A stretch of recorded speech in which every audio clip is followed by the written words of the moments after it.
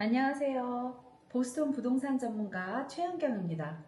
오늘은 특별히 한국에서 직접 보스턴에 집 사는 절차에 대해서 말씀드려볼까 합니다. 최근에 한국에서 미국 부동산 구입에 대한 관심이 높아지면서 한국의 자산을 미국으로 옮기시려는 분들이 많으시고 또 실질적으로도 거래량이 부쩍 늘어났어요. 보스턴에 부동산을 사시려는 데는 많은 이유가 있겠지만 제 고객분들의 공통적인 이유를 종합해 보면 첫째로 미국 부동산은 달러 자산이다 보니까 기축 통화에 대한 투자로 인식이 되어서 안정적인 투자라는 점, 또 둘째로 세금적인 면에서도 한국과 비교해서 많은 메리트가 있어서 미국 부동산에 많은 분들이 눈을 돌리시는 것 같아요. 한국은 종부세 외에도 부동산에 대한 세금 규제가 강하고 상속 또 증여세가 최고 50%까지 달하고 경우에 따라서는 더 높은 세금을 내야 하는 경우도 있다고들 해요. 그러다 보니 한국의 이제 많은 자산가 분들이 근시안적으로는 자녀들의 유학을 위한 거주지 또는 임대 수익을 위한 투자로 생각하시지만 궁극적으로는 상속, 증여의 문제를 해소하는 출구로 이제 보스턴 부동산 매입을 생각하시는 분들이 많으세요. 특히 보스턴의 경우는 아무래도 이제 교육 도시이다 보니까 자녀의 유학 이제 사례가 굉장히 많은 편이죠. 유학 기간 동안 비싼 렌트비를 지불하기보다는 부동산을 구입해서 렌트비도 절약하고 또 향후에 집값 상승에 따른 수익도 창출할 수 있다고 판단하시는 거죠. 그래서 많은 분들이 학교 주변에 신축 콘도를 매매하셨고 또 앞으로도 매매를 고려하시는 분들이 많으세요. 지지난번 영상편에 미국의 집 사는 절차에 대해서 이제 제가 전반적으로 말씀을 드렸는데요. 오늘은 한국에서 직접 보스턴에 집을 사실 때 어떤 걸 이제 주의하셔야 하는지 조목조목 살펴보도록 할게요. 전반적인 과정은 미국의 내국인이나 한국에 계신 외국인이나 동일하지만 또 해외 구매이기 때문에 집 사는 전반적인 과정과 무관하게 주의사항이 있으세요. 네, 그 주의사항들을 이제 하나씩 살펴보도록 할게요. 첫째로 이제 자금 이동에 관한 부분인데요. 먼저 미국 측에서는 해외 투자자들에게 매우 우호적이기 때문에 부동산 구매 자금이 들어오는 부분에 대해서 자금 출처만 증명되면 까다롭지 않습니다. 한국에서도 자금이 나오는 부분에 대해서는 외국환 관리법의 요건만 제대로 갖추면 큰 제약 없이 수월하게 송금이 가능하십니다. 근데 여기서 문제는 자금이 한국을 빠져나올 때 내 돈이라고 해서 자유롭게 빠져나올 수 있는 것만은 아니에요. 이 돈이 해외 송금을 하는데 전혀 문제가 없는 적법한 돈인지에 대한 사전 점검이 반드시 필요하세요. 물론 제 고객은 아니었는데 어떤 일이 있었냐면요. 신축 콘도를 계약해 놓으시고 계약금까지 다 걸어 놓으시고 잔금을 송금하는 과정에서 외국환 관리법상 문제가 생겨서 본인의 자금임에도 불구하고 송금을 못 하셨어요. 기간 안에 송금을 못 하시게 되니까 계약은 파기가 되었고 또 물론 20% 계약금도 잊어버리셨고요. 그렇기 때문에 자금 송금에 대한 사전 점검이 해외 부동산 취득 계획 단계에서 반드시 필요하시다는 거 반드시 숙지해 두셔야 합니다.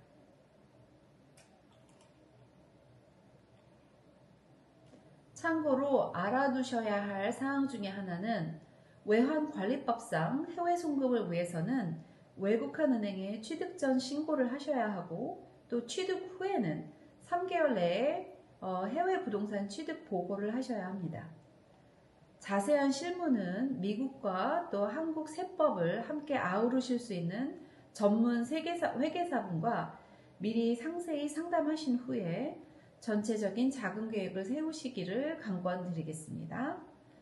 그리고 둘째로 전액 현금으로 이제 구입을 하실 것인지 미국 금융기관의 주택용자를 받으셔서 구매할 것인지를 정하셔야 해요.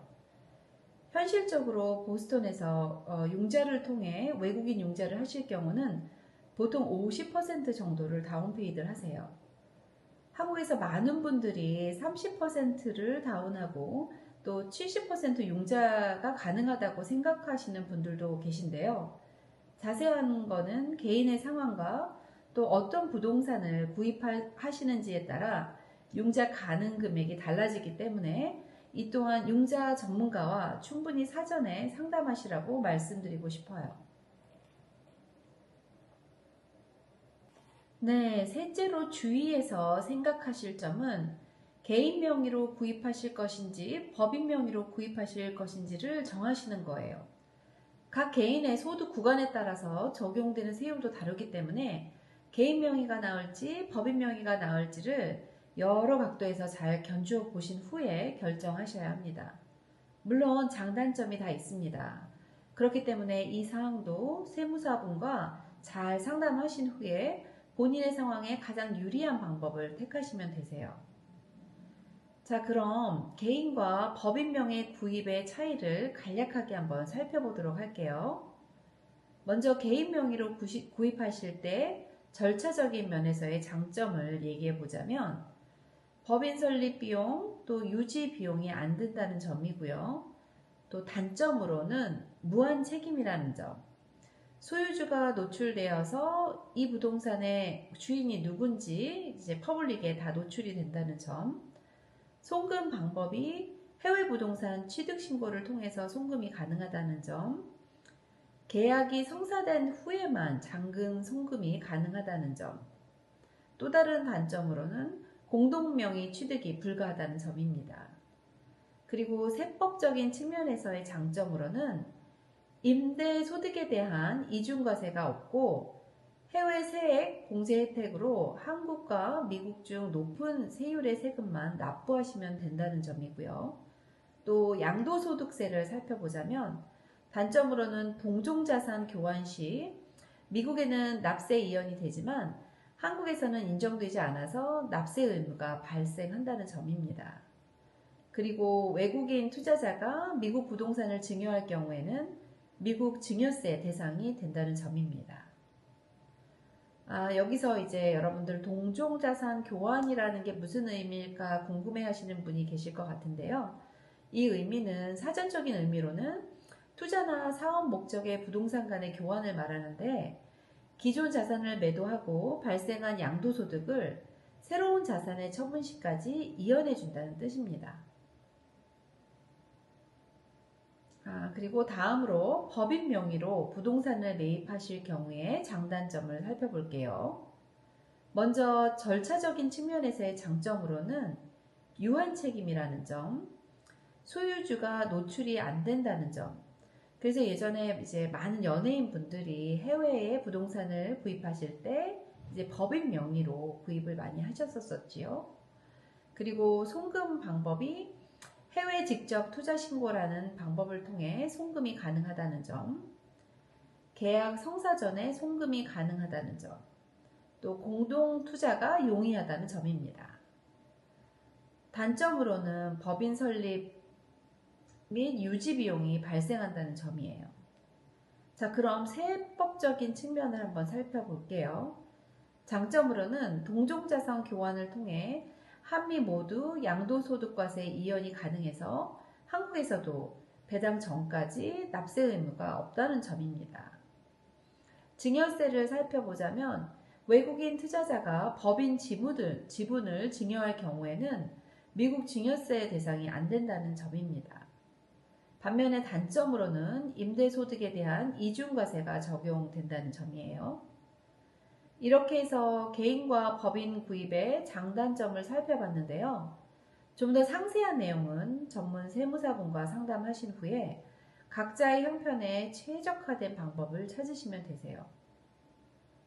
그리고 정하고 나시면 적법한 절차에 따라 송금 준비를 하시면 되세요. 그리고 지난번 편에 말씀드렸다시피 현지 사정에 아주 능통하신 경험 많으신 부동산 에이전트분과 집을 찾으시고 현지 매매 절차에 따라서 진행하시면 되세요. 오퍼를 하시고 오퍼가 수락되면 인스펙션을 하시고 이상이 없을 때에는 계약금 지불과 동시에 계약을 하시고 용자를 하실 경우라면 용자 신청을 하시고 용자 심사를 받으시고 용자가 승인이 되면 클로징, 그리고 마지막 넷째로 후속 처리입니다. 해외 부동산 취득에 따른 한국 내에서의 후속 처리 부분도 굉장히 중요한데요. 물론 매번 한국의 세법이 바뀌어서 대응하기 매우 혼돈된다고 하시는 분들도 계신데요. 그래도 한국과 미국 세법을 잘 숙지하신 회계사분과 상담을 하신 다음에 후속 처리 또한 잘 처리하시기를 당부드립니다. 자, 이쯤에서 눈치를 채셨겠지만 미국 부동산을 사실 때에는 많은 전문가분들이 연관이 되십니다. 융자 관련 사항은 융자기관의 론 오피서에게, 또 세금 관련 사항은 세무사에게, 부동산 법률 상담은 부동산 전문 변호사에게, 집에 관한 모든 것은 부동산 에이전트에게 자문을 구하시는 것이 최선의 방법이시고, 또 이 모든 걸 연결해서 상담하시도록 도와드리는 것이 저의 특별한 역할이기도 합니다. 오늘 영상 보시면서 궁금하신 점 있으시면 언제든지 연락 주시고요. 저는 또 다음 영상에서 찾아뵙도록 하겠습니다. 감사합니다.